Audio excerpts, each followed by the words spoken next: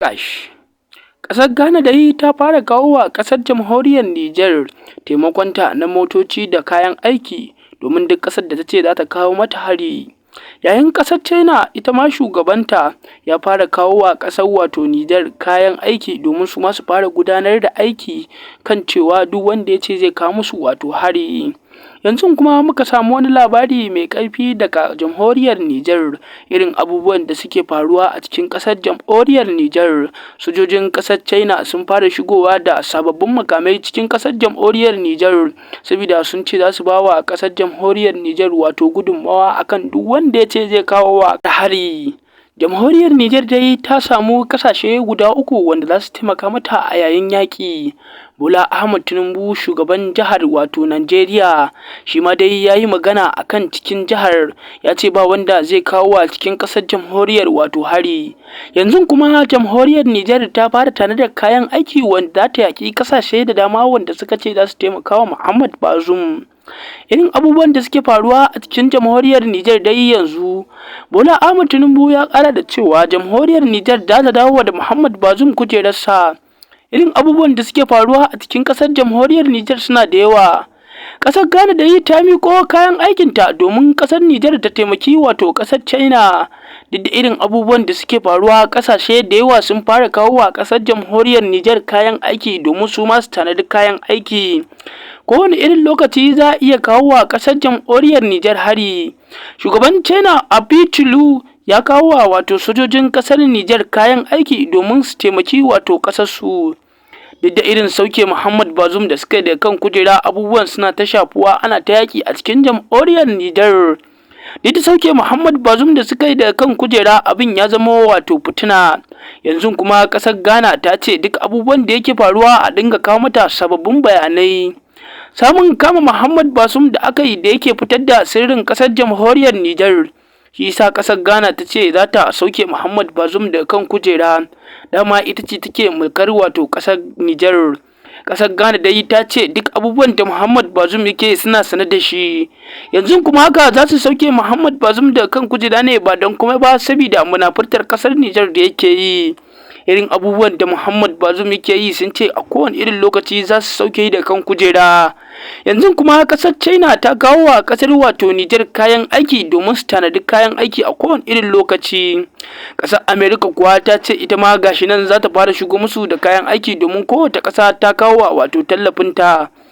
Yanzu kuma shugaban hafsar sojojin ƙasar Nijar ya fito ya yi magana akan irin kayan aikin da ƙasashen suka kawo masa. Ya ce wa'annan kayan aikin da aka kawo masa kowace ƙasa in suka ce za su kara da shi sai ya cinye su a yaƙi. Duk da irin abubuwan da suke faruwa a cikin jamhuriyar Nijar shugaban ƙasar Ghana ya ce Muhammad Bazoum sauke shi da kan kujera shine fa'ida a irin cin mutuncin da yake wa ƙasarsa. Duk da shine shugaba amma fitar da sirrin ƙasar Nijar yake yi. Bola Ahmed Tinubu ya rubuta takardu akan shirye-shiryen kai yaƙi da aka ce za a yi ƙasar Nijar.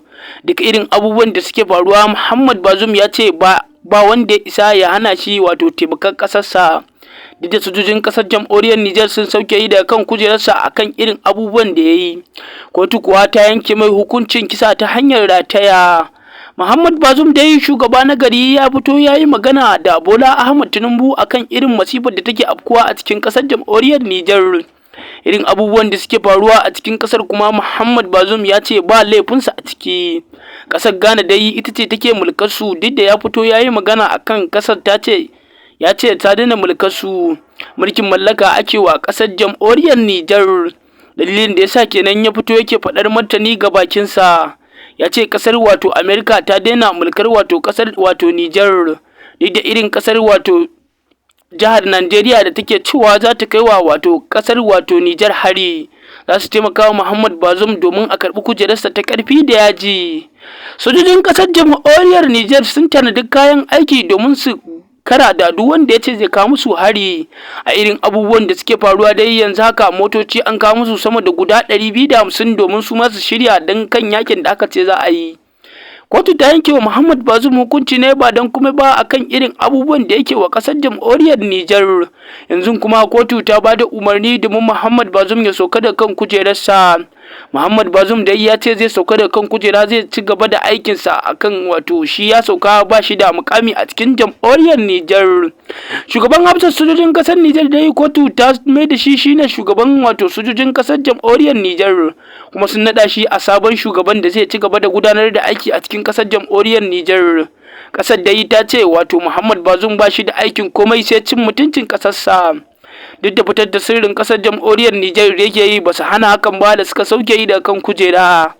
Kasashe uku sun kawo wa kasar Nijar kayan aiki domin duk wanda ya ce zai kawo musu hari. Masu sauraro, dan Allah dan Annabi, in shigowar ka farko cikin channel din nan, kar ka manta da dangwala mana alamar subscribing da dangwala mana alamar kararrawa don samun fitattun labaran mu zafafa akan irin abubuwan da suke faruwa a cikin kasar jamhuriyar Nijar. Masu sauraro, anan za mu dakata, da muna roƙonku don Allah dan Annabi kar ku manta da yi mana alamar comment a ƙarƙashin bidiyon nan da dangwala mana lakin. Hakan ne zai ci gaba da sawa mu ci gaba da kawo muku zafafan labarai, abubuwan da suke faruwa a cikin ƙasar jamhuriyar Nijar. Masu sauraro, sai ku ci gaba da tuntuɓar mu a cikin wannan channel ɗin tamu mai albarka, Nijar Hausa TV. Ku dangwala subscribing da alamar ƙararrawar sanarwa.